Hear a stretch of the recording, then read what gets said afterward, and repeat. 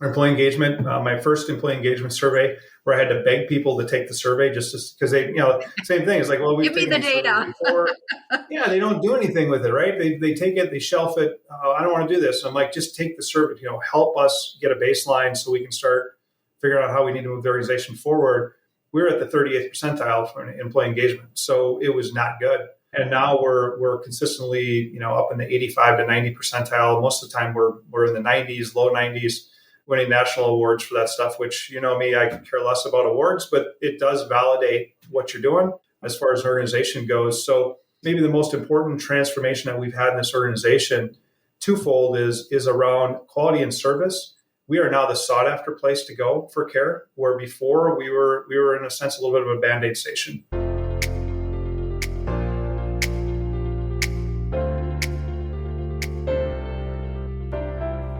Welcome to Culture Change RX, the podcast for healthcare professionals that are committed to creating a thriving workplace culture, improving the experiences of employees and patients, and ultimately unlocking their organization's next level of potential. I'm Sue Tetzloff, your host and co-founder of Capstone Leadership Solutions. Join me and my insightful guests each week as we share actionable insights for navigating the crucial people side of the business of healthcare. Subscribe now for a weekly dose of Culture Change RX. Now let's dive into this week's conversation where culture change takes center stage. Hello, Dan Rohrbach. I'm glad that you're willing to be part of the Culture Change RX podcast. We've known each other for more than a decade, and I'd like our audience to get to know you a little bit better too. So how about we just start with that introduction of letting people know a bit about yourself and a bit about your career?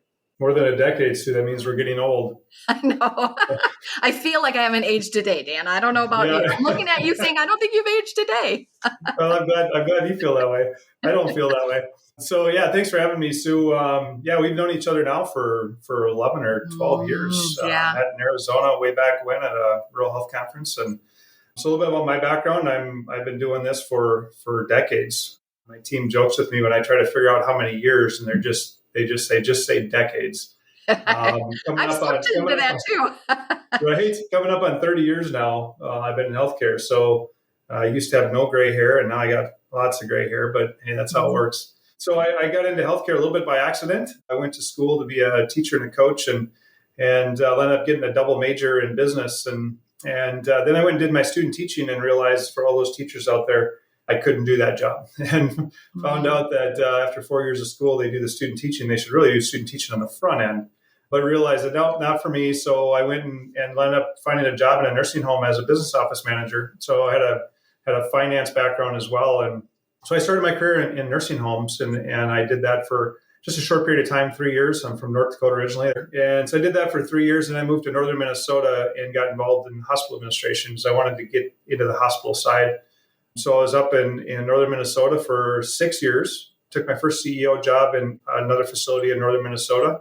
Was there for 6 years as well as a CEO in a small rural hospital, which was great for me because it was a couple hundred employees. You got to know everybody really well, and kind of it was like your own little shop, and so kind of honed my skills. And at that point in time, my kids were at that age where my oldest was going to go into high school, so we wanted to make a move before she got entrenched in high school, and so we landed in Platteville, Wisconsin. That was over 12 years ago now. I'm in my 13th year in Platteville. It's been a great organization, and we'll get into some of the details about some of the changes we've made from an organizational level here. But it's been really good, and we were talking offline, Sue. I plan on finishing my career here now, so just signed a long-term agreement with the organization to finish my career in Platteville, so which will be at least another decade. You're still talking in decades. But right. I bet you your board and your leadership team and your employees and even your community is delighted with that news. That Steve and I, my chief operating officer, we both signed long-term agreements, and we sent it out to all the staff, letting them know. And we did have a lot of comments from staff that they're happy to see that we're going to be here for a long time more. We've already been here a long time, especially the medical staff. And medical staff is, when you recruit medical staff members in a rural hospital, they're hanging their hat on the culture of the organization. which is ultimately led by the leadership team. And if leadership changes, culture can change. So a lot of the positions we recruit, one of the number one questions they have after they get to the point of saying, I think I want to come here, their question is, are you going to be here? Because the culture feels really good. I think this is what I want. This is what I've been looking for. But if you're not here, I'm afraid that could change. And so I'm making a big decision in my career. So it is important. To your point, it's important for staff to know that stability is there in their employer. The importance of the longevity of the CEO or the culture and how much that impact is. When my husband, who's also a physician, when he was recruited to a rural community, when he first came out of medical school, came on site, did his site visit, met with the CEO, community members, all of that whining and dining that happens. And he made that decision to come. When he got there, the CEO was gone.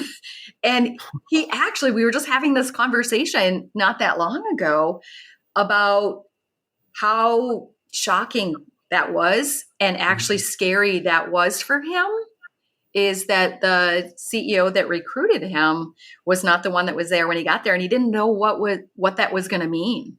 Right. And so, it's really important. We just had an orthopedic surgeon start this last fall. He did his homework and he really wanted to make sure this was the place he wants to be for his whole career. He was coming right out of fellowship training and wanted to join Dr. Lindsay and the rest of the team. And when I let him know that, hey, I don't plan on going anywhere. But then just a couple of months ago, when we signed a long-term agreement, I sent him a text and said, hey, by the way, Alex, just signed a long-term agreement. So now what I told you before is now in writing. And he was extremely happy about that because he's here now. He's been here for about 4 or 5 months and he just loves it. And his practice has taken off and it's important. Yeah, it is. And fortunately, another healthcare organization that our company Capstone has worked with that started pretty similarly around the time that Southwest Health did, your organization, on its transformational journey for its leadership, its culture, its results, and the like. They've had the situation where their CEO has turned over in the last 12 years 4 times, mainly due to retirements where, it was planned, it wasn't unplanned or anything. But what's really interesting is that because their culture is so solid and their systems and their processes for keeping their culture, high performing and flourishing, is that turnover hasn't been negatively impactful.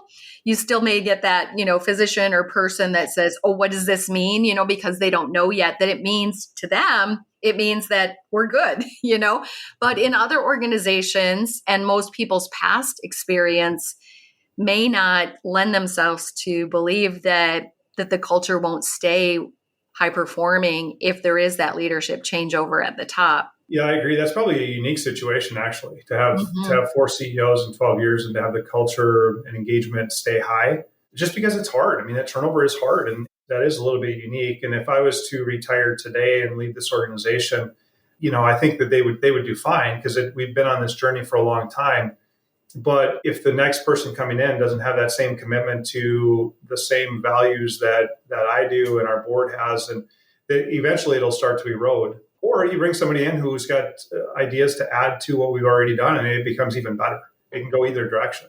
Yeah, it really speaks to, Dan, the importance of the governance, prioritizing the culture of the organization and the leadership that's necessary to be able to grab the baton for that and not just maintain it, but to your point, take it to a whole new level, possibly to elevate it even further, and that's an important consideration in the selection of a CEO. There's a lot of boxes they want to check when they're selecting a CEO, but you can't not have that.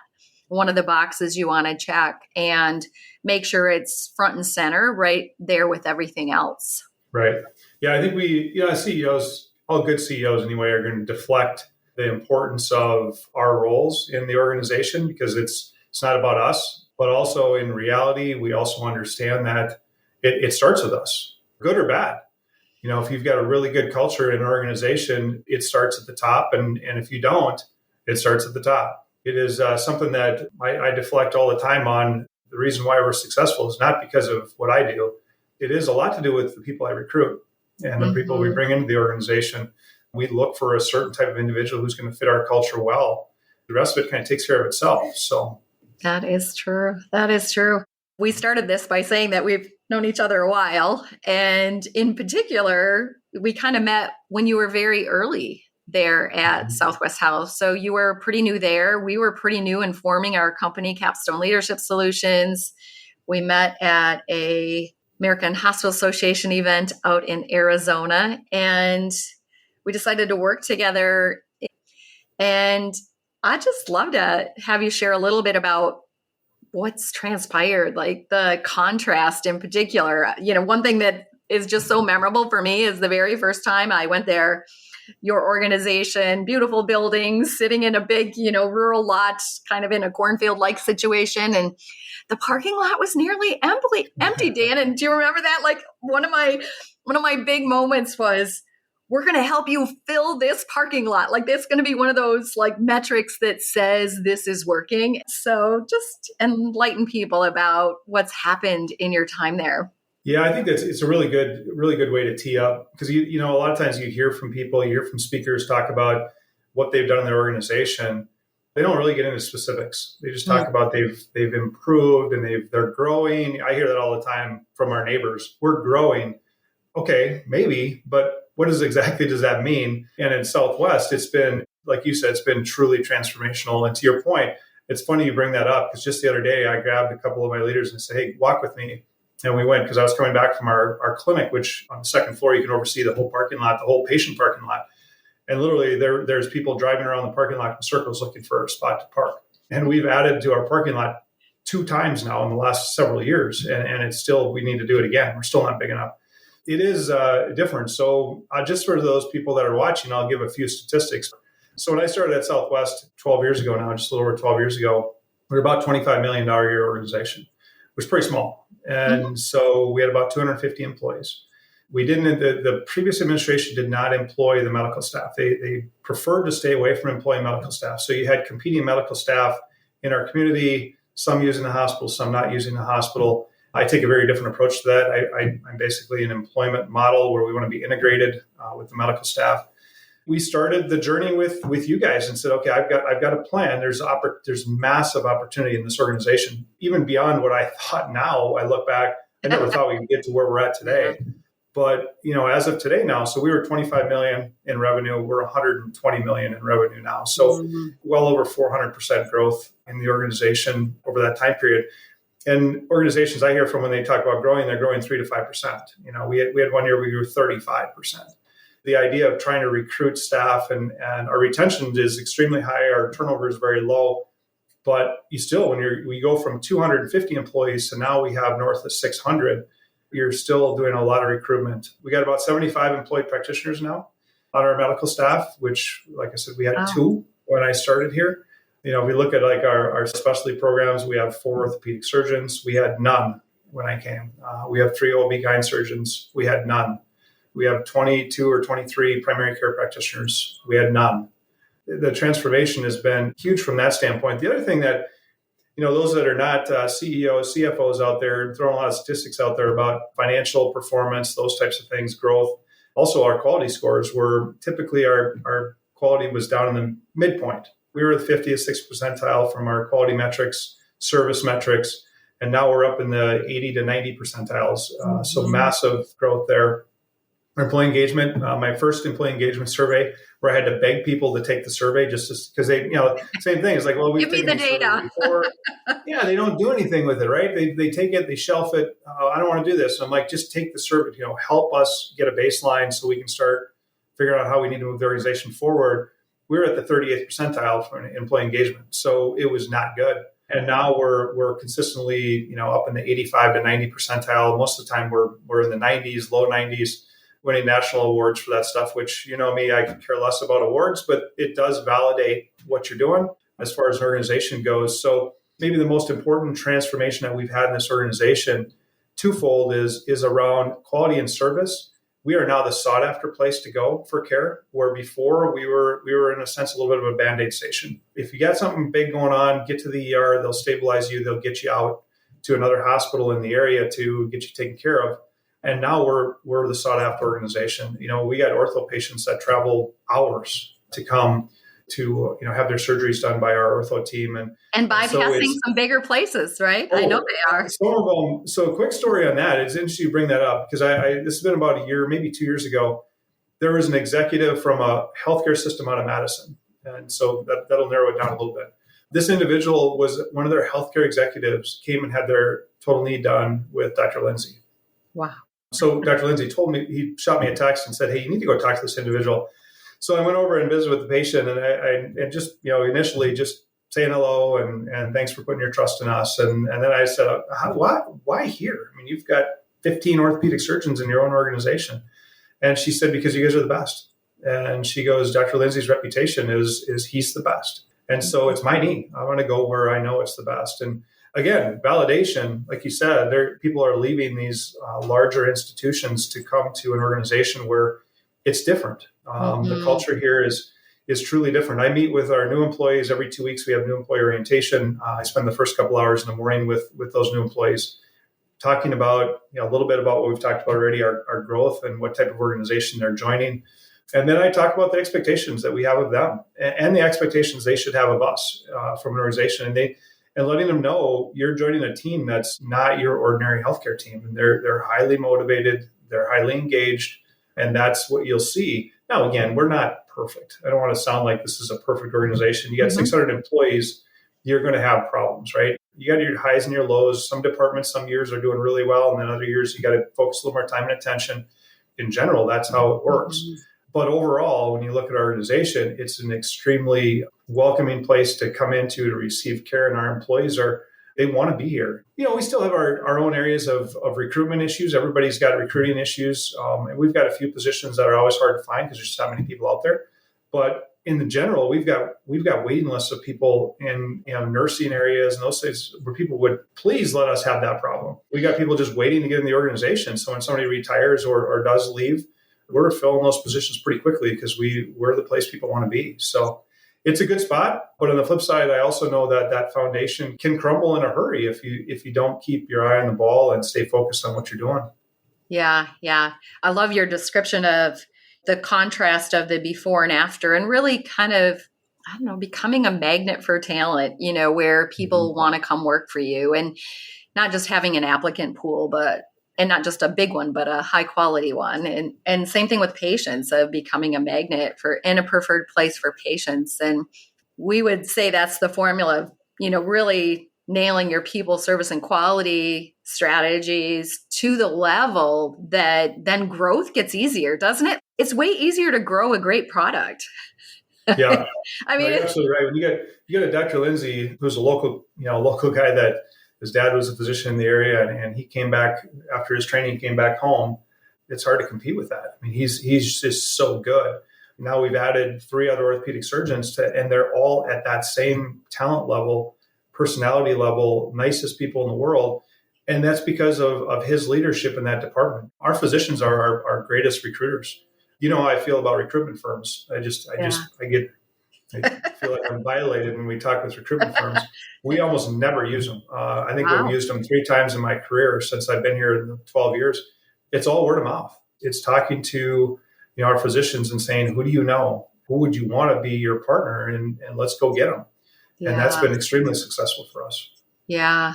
I love your description early on about some of the data points and how we can measure that things have changed. They used to be this way and now they're this way, and we can actually measure that. And I'm a data geek, so I love that. But what I also know after all of these years is that it really is palpable too. Like it feels different when you walk in your building. And I've been in your building, and I walked in there in the early years when things needed some work.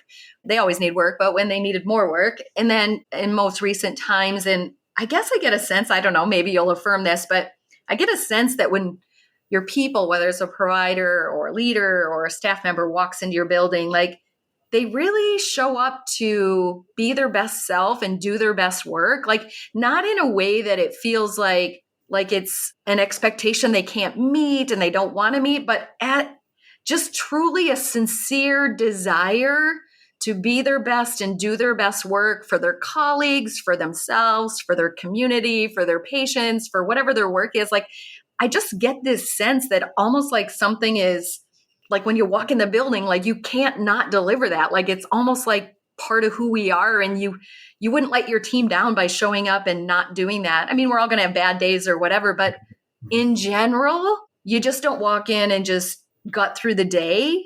You have a different energy.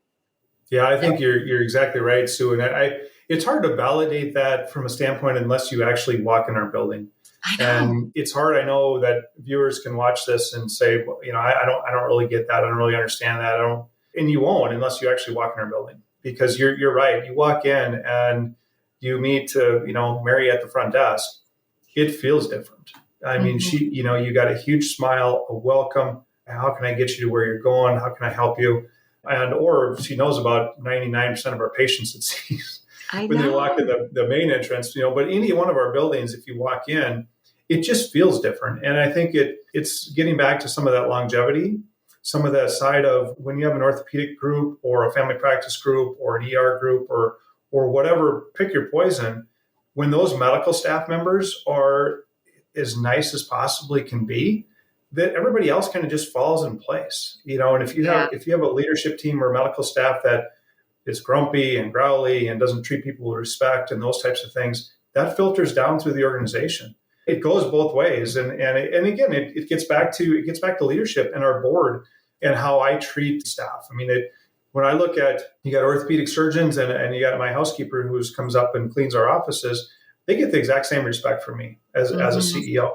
We both understand, the audience understands that, there's different roles there, but they're both extremely important roles. And they both, from an individual standpoint, deserve the same respect from the CEO that they get from everybody else. So in our organization, it doesn't matter if you're a physician or you're, the maintenance folks, or you're the housekeepers or the dietary folks or whoever you are, you're treated exactly the same from an individual standpoint. And that's important. Yeah, absolutely. Well, there's certainly data that shows that, not that you just have grown, but you've really grown as an organization. So in the volume of your staff, the patients, the revenues and the like. And so as you're changing your culture at the same time you're growing your organization, it seems like that would be a significant challenge. It's one thing to kind of amp up your culture and be a really great place to work and for patients to receive care, but at the same time do that at a higher level, scale that to a higher level. So the challenge gets greater. So what role do you think that the culture part of it has played on either helping your growth or being part of the plan for growth? How do you see those as connected? I think they're integral parts of each other. I mean, the culture had to change before any of that other stuff was going to happen. And so you've got to have that foundation. And so we started with the very simplest of things, the high in the hallway and the managing up and the basic concepts of how to be good people, good individuals, good caregivers. And basically knowing that the rest of that will come. We can have every growth strategy in the world. If you're not taking care of your folks from a cultural standpoint, when they walk in the door, those are going to fail. And so everything we did, we started there first and getting the right individuals. The first year of our journey, you probably remember this, we had 35% turnover in our organization the first year. So we had a third of our staff that said, I ain't doing this. This is not who I am. And we were like, good, Thank you.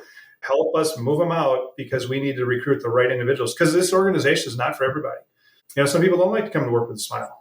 Some people, don't like to treat people well and treat their coworkers well and not live every single second of their day in a negative world.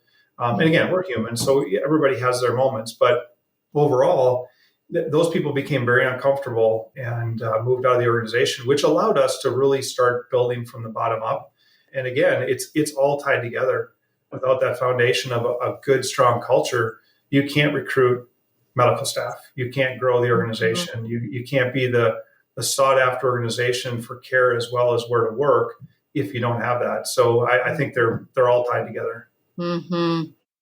Sometimes it takes a bit of patience and perseverance in saying, okay, this is the right first step. you see the opportunity for growth, you see the capacity, the need for access to care locally and expanded services and things like that for your community, but putting the cart before the horse and, going right after that without shoring up your culture and your service excellence and your quality and all of that I even remember you saying that. I remember okay, if we're going to go big in orthopedics, we can have concerns about infections. We can have concerns about these kind of things because we have to if we're going to do this, we're going to do it very, very well. And that can take a little bit more time and patience to set those foundations in place. Was there ever a point where you said, maybe we're going about this wrong, or maybe we just need to skip over this part, or it won't work for us, or this isn't the right path? Was there ever that moment? I'm sure there might have been several of them where you're I'm not sure this is going to work, or this is the right way. I'm not sure about that, but I am sure about I don't have patience. I mean, that's probably my weakness from the standpoint of I'm a sprinter, not a long distance runner. And that's literally as well outside of work. I want to move quickly. I want to move fast. And sometimes you have to take a step back. And I've learned this a little bit through the decades of my healthcare career, where you have to go at the pace that your team is able to go at. That doesn't mean you can't push them. You have to, but there's only, when we were growing 35% that one year, we grew 35%. I mean, there was excitement, but there was also exhaustion. We can't keep up this pace. And so, and then our board gets a taste of that, and they want to push even harder, which is great. But, I remember one time having a conversation with our board and said, hey, we need to pump the brakes here a little bit. We can only go so fast. I know that these wins they're great and they're fun and they're exciting, but we're feeling it from our staff on the front lines. And so we have to pump the brakes a little bit. But the nice part about that is that our teams they're also very competitive and they love that success. So if you pump the brakes too much, then they're like, well, what are we doing? Why are we slowing down? Why don't we just keep forging ahead? So we get that too. So it's a balance. And I think my administrative team is really well balanced. They have good eyes for what's going on in the organization. They know when we have to kind of back off a little bit. And then they know when we can just go as fast and as hard as we want because the staff are ready. And you can use COVID as an example. When the pandemic was here, those first few weeks for every healthcare organization were like, oh my God, what are we doing? And then we took a couple steps back and we just said, this is no different than managing anything else we manage. We got a great team. Let's pull together. Let's figure it out.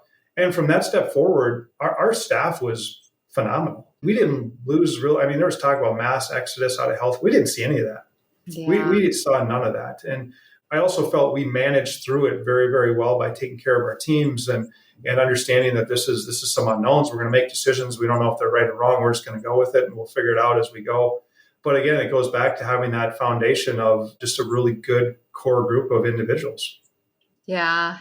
I was thinking too, is your story also helps create a really amazing business case for investing in culture. Mm-hmm. It really does. I think a lot of people in business, especially those of us with those analytical brains and strategy-minded, growth-minded, data-minded brains, we might think that investing in the people side of our business and making sure that we have high standards for how people behave and that we invest in their development in things like their service aptitude and things like that is there really an ROI on that? And I think that even though there's a lot of operational demands and efficiency demands because we don't have big margins in healthcare, is that you think there isn't time, money, or bandwidth for this or return on this. Yeah, I think that's a really good point. You have to invest not only the dollars, but the time and energy from an organizational level to really focus on culture and your behavior standards and those types of things. If you don't, the rest of the money you're investing in new buildings and new technology and those types of things is not, you're not going to get your best bang for your buck out of that. It's critically important. And early on, those investments were more important than they are. Not that we don't have to still invest a lot, but now it's more investing time. And so we've made a significant investment in efforts in that. So I think over time, those things change, like where you invest your human capital as well as your regular capital. But no, you're right. you've got to take that first step of investment. And in our case, it was a little bit unique. It was you guys. Because I remember having this conversation in Arizona after we met, and I said, hey, I'm going through a transitional period here. I just started with the organization. I've got to shore some things up, and I need some horsepower to come in and help me get this thing organized and I know where I want to go. I just don't have the resources to get there. And so I need you and Jane to come. Lo and behold, within a few months, you guys were on campus and we started to write the history. Yeah. And, figuring it out on your own takes time. And it seems mysterious, right? It does. Like, we didn't learn this. Like, I didn't learn this in my master's program in healthcare administration or in my fellowship or any of that. Like, I didn't really learn what are the foundational elements and tactics and approaches we can use. And yes, even with that, there's a lot of trial and error in making it yours and figuring out how to make it work there for where you're at and where to take it next. But that initial heavy lift, if somebody else can do that for you or help you with that, then some of those other things you're really anxious to get at, like growing those new services or whatever, you can put more time and attention and emphasis there because this other part is handled. So, the funny part, you say that, as you're mentioning that, I was thinking about, when I was coaching my son and daughter's basketball teams and sports teams, there's also a piece of that where sometimes coming from somebody else, they'll listen better versus coming from, or mom and dad. So all the mom and dads that are out there listening to this, the same thing. When you tell your kids something, they're like, yeah, whatever, dad. But then one of your friends tells them that and they're like, oh my God, Frank told me this, and that's the Bible now. And so I think it also sometimes is very valuable knowing that as a CEO, I'm very supportive of this, where we're going. But then the details and the minutia from, like in our case, from you and Jane, it was like a perfect mix because they're not hearing it. They're not saying this is Dan's way. They're like, no, this is the organization's way. These are the employee-driven teams that we put together and what they came up with. And you guys are helping navigate that. I think it makes a difference as well. Sometimes hearing it from the same voice over and over and over again gets to be just noise. And I think that if you look at my role, I have to be the champion of it.